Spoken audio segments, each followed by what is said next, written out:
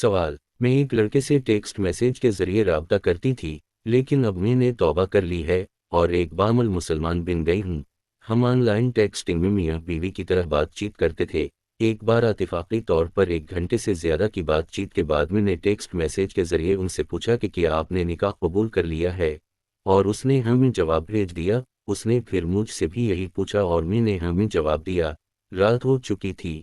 मैंने कभी भी पैगामात को आवाज़ से नहीं पढ़ा और न ही इन्हें किसी के साथ शेयर किया, लेकिन मुझे नहीं मालूम कि इसके पास कोई गवाह है जिसको उसने मेरा पैगाम पढ़ा या नहीं। जब भी हम बात करते, वो मुझे बताता था कि वो अकेला है।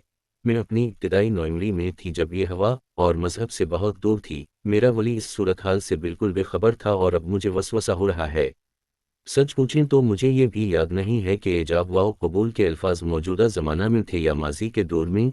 इसके अलावा कई बार याद करने की कोशिश करने पर मुझे सिर्फ इतना याद है कि इसने मुझसे पूछा था, क्या तुम मुझसे शादी करोगी?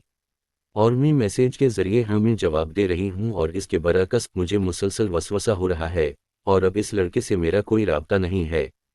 क्या मेरा निकाह हनफी मसलक के मुताबिक सही था? जवाब: शरीयत ने निकाह के इनेकाद के लिए एक ज़ाबिता रखा है, और वो ज़ाबिता यह है कि शरआ निकाह के सही होने के लिए इजाब व कबूल की मजलिस का एक होना और उसमें जानिबैन में से दोनों का खुद मौजूद होना या उनके वकील का मौजूद होना ज़रूरी है। नीज़ मजलिस निकाह में 2 गवाहों का एक साथ मौजूद होना और दोनों गवाहों का उसी मजलिस में निकाह के इजाब व कबूल के अल्फाज का सुनना भी शर्त है। और अगर जानिबैन, लड़का या लड़की, में से कोई एक मजलिस निकाह में मौजूद ना हो तो वो निकाह मुनक्किद नहीं होता।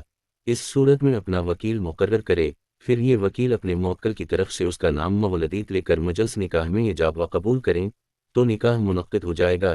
टेक्स्ट मैसेज पर निकाह में मजलिस की शर्त मफकूद होती है, क्यों वो एक मजलिस ही नहीं होती, बल्कि फ़रीक़ैन 2 मुख्तलिफ जगहों पर होते हैं। जबकि इजाब व कबूल के लिए आक़िदीन और गवाहों की मजलिस एक होना ज़रूरी है, लिहाजा ऐसी सूरत में टेक्स्ट मैसेज के ज़रिए निकाह मुनक्किद नहीं होता। सूरत मसौला में जब मज़कूरा लड़के ने साइला से ये पूछा का, क्या तुम मुझसे शादी करोगी? और साइला ने जवाब में हाँ कहा तो इससे निकाह मुनक्किद नहीं हुआ, क्योंकि ये निकाह का वादा है, निकाह नहीं। उसी तरह जब साइला ने इससे ये पूछा कि क्या आपने निकाह कबूल कर ली है, और उसने जवाब दिया हाँ, और फिर इसने भी यही सवाल किया और साइला ने जवाब दिया कि हाँ, तो इससे भी निकाह मुनक्किद नहीं हुआ और गवाह भी मौजूद नहीं थे। अलगज़ मजलिस निकाह नहीं थी, अलग अलग मकाम से मोबाइल पर निकाह नहीं हुआ।